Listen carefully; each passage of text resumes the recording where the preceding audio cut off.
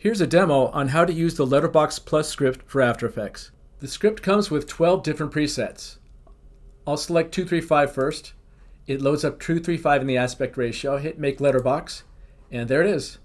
If I want to choose another letterbox, I can go down in here and say I'll select IMAX and hit Make Letterbox, and it creates an IMAX style letterbox. Note that it has the setting locked, so that the letterbox that's created is also locked. It has the name IMAX on here, and the name of the layer is IMAX.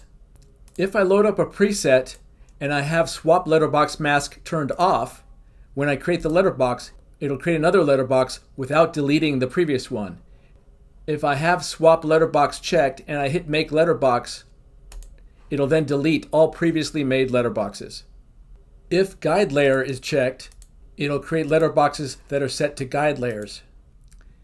If information is entered in the layer marker info, say I'll call this one Letterbox Mask, and I'll hit Make Letterbox, it instantly creates a layer marker about 10 frames into the comp. Now let's go over a few of the settings. Say I'll start with a 235 mask. It loads up the settings, and I'll hit Make Letterbox. That's it there. If I wanted to make it vertical, select Vertical, and it creates a vertical mask. But let's go back to a horizontal mask. If I want to tighten up the mask, there's the Expand. Say I want to make it 20 pixels tighter. I'll hit -20, and I'll Make Letterbox, and it makes it a little bit skinnier. Say I want to make this more of a box and not a letterbox. That would be done with the Insert Percentage adjustment. I'll make this 50%, and I'll apply, and it makes a box. And if I want to round the corners, I'll adjust the corner radius and adjust the rounding steps.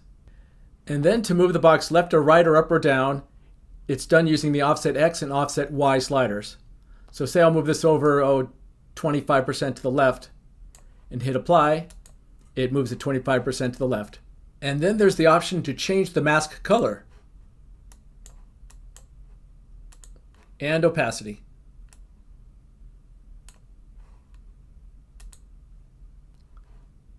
We've been working with just one mask right now in the primary window. There's also a secondary window, which is identical. When that's checked and hit Make Letterboxes, it'll create 2 letterboxes. And to save all these settings, just hit the Save Settings button. It'll ask for a name, so I'll call this one Double Mask.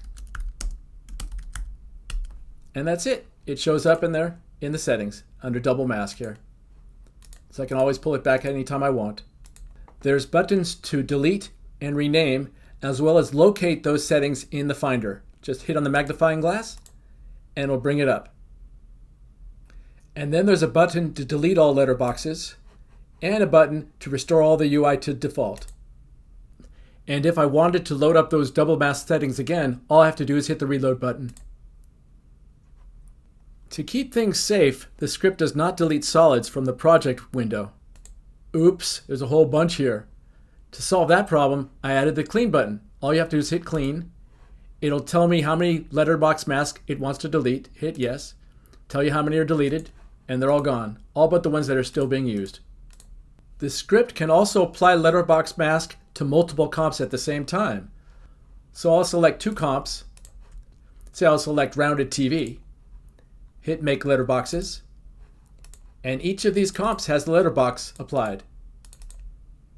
And if I hit the Remove button, those letterboxes will be deleted from both of those comps. Now for the fun part. There's the expression-based checkbox. When this is checked, the mask that is created will be expression-based. I'll show you how it works.